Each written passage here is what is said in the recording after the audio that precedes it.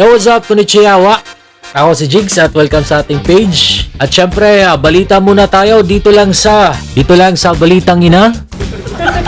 So, kamakailan nga ang Lucky Me Pancit Canton na local brand dito sa Pilipinas. Naging trending nung nakaraang linggo dahil nga dito sa article na to na nabasa natin. Ito yung kanilang article published by the American publication in its Wirecutter section na ang Lucky Me nga ay isa sa pinaka the best na instant noodles sa buong mundo.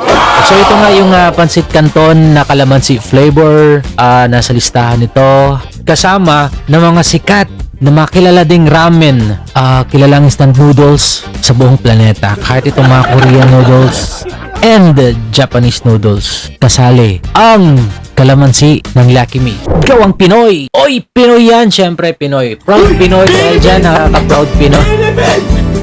Nakaka-proud na isang Philippine brand na kinakain lang natin sa umaga, tanghali, pwede ring hapunan.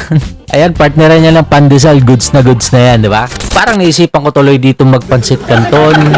Ginutom na tuloy ako. Late night ngayon mga guys at parang gusto kong magpansit canton. Gusto mo na pansit canton? Luto tayo ng pansit canton. Okay, unang-una guys ay maglagay tayo ng pot. Saan natin ilalagay? Diyan. Yan. At syempre, lagyan ng apoy. At syempre, lalagyan natin yan ng tubig. Pour natin yung tubig. Another extra tubig. And goods na yan. At syempre, takpan na natin yan. Hintay tayo ng 5 minutes. Yan, pag kumulo na ang ating nilagay na tubig sa kawali. At syempre, kukunin na natin ang pancit canton na kalamansi. Libre na dito yung advertisement. Ayan. Ang pancit canton na yan. Ilagay natin sa tubig, sa kumukulong tubig. At syempre, maghintay tayo ng 3 minutes. 3 minutes. Oo.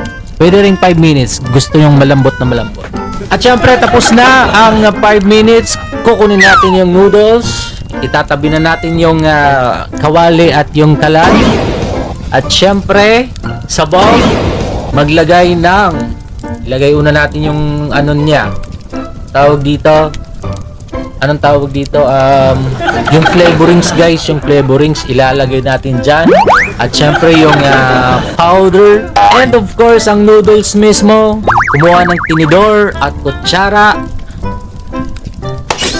Halo-haluin na yan. At wala, meron ka ng pancit canton. Instant pancit canton. Sarap niya. Pero kung di nyo naman bet ang pancit canton, kasing sawang-sawa na kayo dyan, umay na kayo sa lasa ng pancit canton, baka gusto nyo mag-try ng kakaiba guys. May nag-open dito na bagong yung mga Korean noodles na yan. Kompleto sila doon. Pwede ka magluto doon, libre wifi, naka-aircon, lahat-lahat.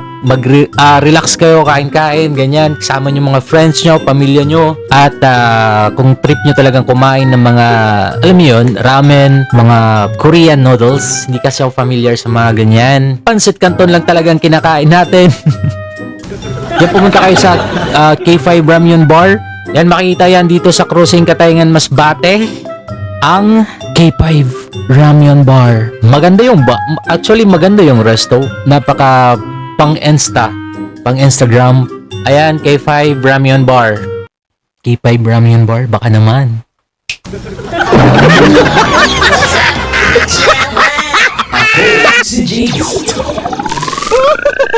Laban ka!